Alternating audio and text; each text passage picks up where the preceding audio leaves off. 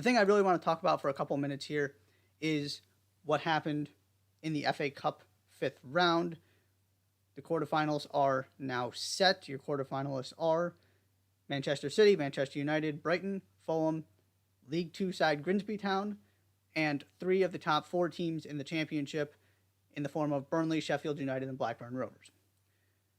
Manchester City cruised past Bristol City. Not too much to say there. Phil Foden got some goals. They looked like Manchester City. Good for them. United got two late goals, had to come from behind to beat West Ham, and then sealed it with a third one in the very final moments of the game. Not the best performance in the world, but they really did turn it on after they got behind, deserving winners in the end, as they continue to have, one trophy captured, still on the periphery of the Premier League title race, still in the Europa League, still in the FA Cup, continuing the hunt for extra trophies this season. Evan Ferguson scores to get Brighton past Stoke City. They could have added a second, had some opportunities, just couldn't take advantage, but they get through anyway. Fulham, two brilliant goals to get past Leeds United. Probably didn't deserve to win by two on the balance of play. Leeds had some good moments in this game. Had some, unfortunate breaks with offsides and things like that. Tyler Adams has the turnover that leads to Paulinho's opener, where he curls a ball from 35 plus yards out past Melier. I'm not even going to get on Melier too much for that, because that's anticipating your team having possession and Tyler Adams giving possession away. You got to help your goalkeeper there. Your goalkeeper was doing what your goalkeeper was supposed to. And then the second one, Manor Solomon, my goodness. Everybody's talking Marcus Rashford, Matoma at Brighton. Manor Solomon is just on another level right now. What he is doing quietly for Fulham, and I know it's not what Rashford's been doing, where he's come back from the World Cup and he just scores every single game, it feels like. But Manor Solomon is having himself a time right now for a Fulham team that is just continuing to push on, the top 5-6 spots in the Premier League, still in the FA Cup, and he gets an excellent goal in this game as well to get Fulham through. Grimsby Town get past Southampton thanks to two penalties. Southampton ultimately pull a goal back. Theo Walcott thinks he has an equalizer. It's ruled out for offside, and Grimsby Town survive.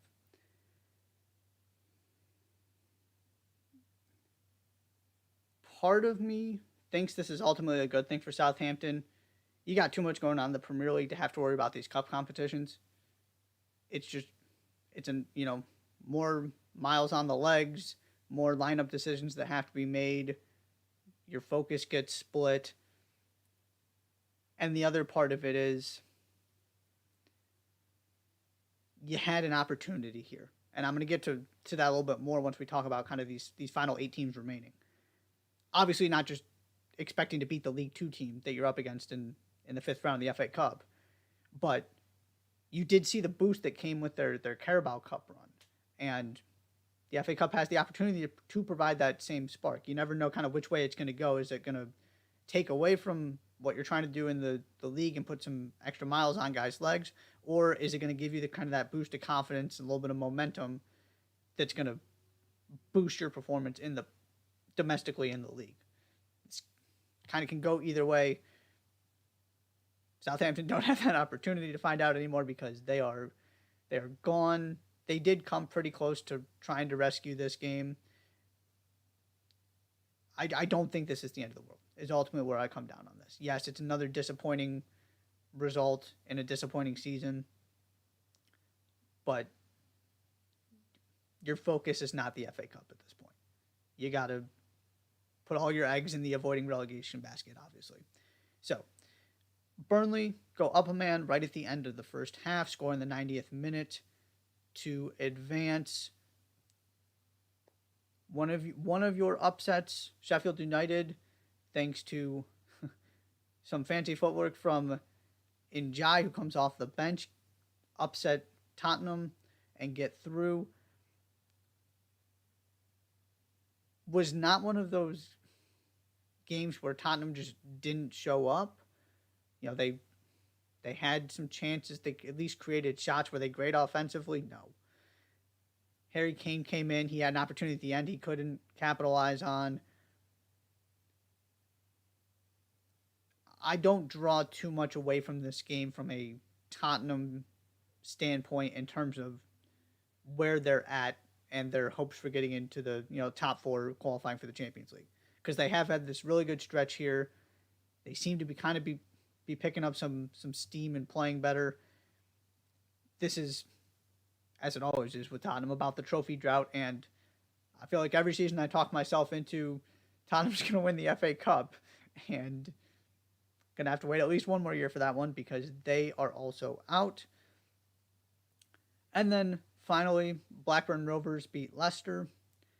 If you would like to know why Leicester are where they are in the Premier League table, all you have to do is watch this game. It could have been 4 or 5 with the amount of mistakes, horrendous defending, any kind of defensive error you can think of. You saw it from Leicester, specifically in the first half of this game. It should have been at least 3-0. And Blackburn Rovers were good. Got to give them credit where credit is due. But this game was decided because Leicester handed it to them. And then nearly got themselves back in it through the best goal scorer in the FA Cup, Kelechi Iheanacho. He scores again, nearly get a second, and somehow almost found a way to rescue this game. But they had no business winning. Blackburn are deserved winners just because Leicester handed it to them. It is astonishing to see. It looked like that Leicester back line at the beginning of the season when they couldn't stop anybody. I mean,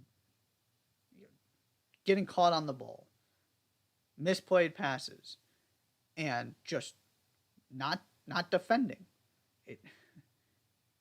It was something to watch. You hadn't seen that from Leicester in a while, but it reared its ugly head again in this game, and so they are out.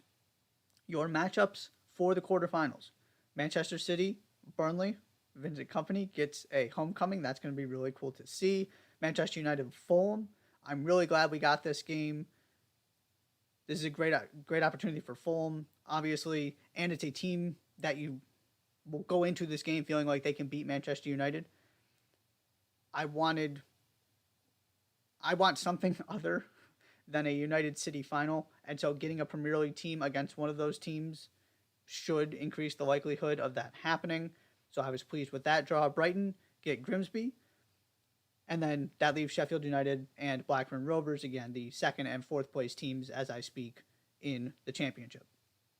So you got 8 teams here. The 2 Manchester clubs, which United trying to do what Liverpool did last season, win both domestic trophies. Manchester City trying to come away from the season with a trophy.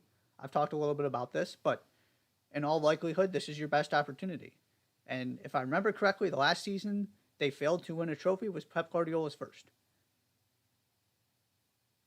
This is the kind of competition that, it's assuming they don't win the Champions League and don't win the Premier League.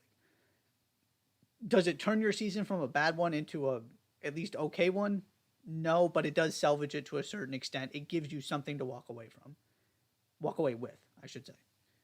So you've got those significances for the Manchester clubs. Then Brighton and Fulham.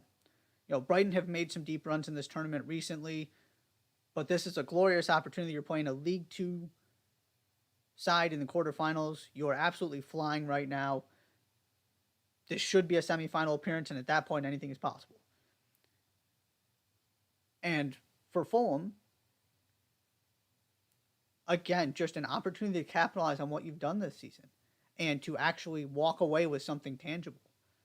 Now, it certainly appears they're going to also get into Europe, so that's going to be something tangible to walk away with as well. But there is so much value in winning a trophy. Just ask Newcastle and what that getting to that Carabao Cup final meant. I know they ultimately didn't get to lift the trophy, but it's it's terrific when you look at this and you see these kind of opportunities. And then obviously Sheffield United, Blackburn Rovers. If any of these three championship teams can win this thing, that's an incredible story in and of itself.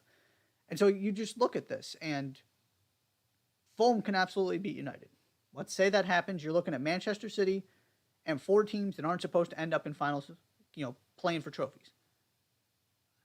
Instead of it, because it feels like, particularly in the FA Cup, I know Watford got there when City demolished them a few years ago, but it feels like we've had a lot of Chelsea's, Arsenal's, Liverpool's, City's, United's, unsurprisingly. And then you had, and when Leicester won, Leicester beat Chelsea in the final. The idea of having this thing so wide open and only having two quote unquote big clubs left, if one of them gets knocked out, if they get drawn against each other in the semifinals,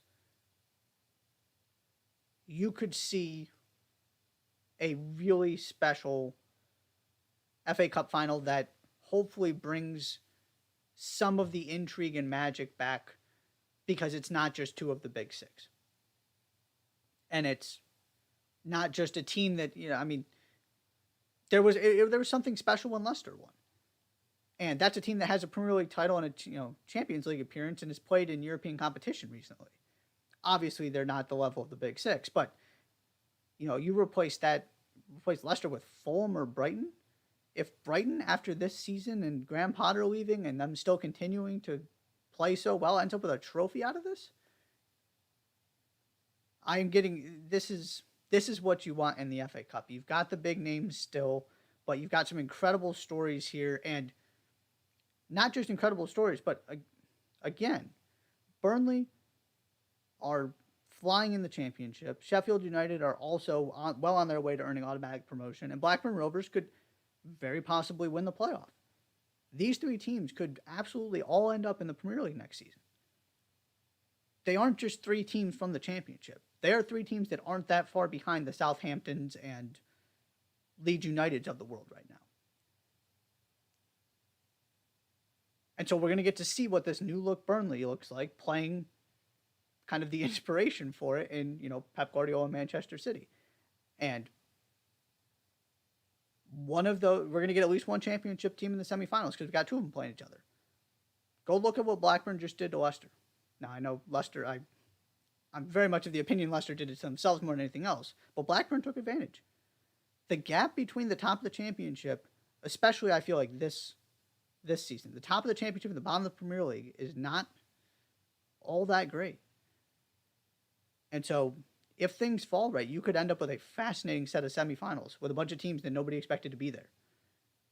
And it's great to have one of those every once in a while. We may very well get one this season in the FA Cup.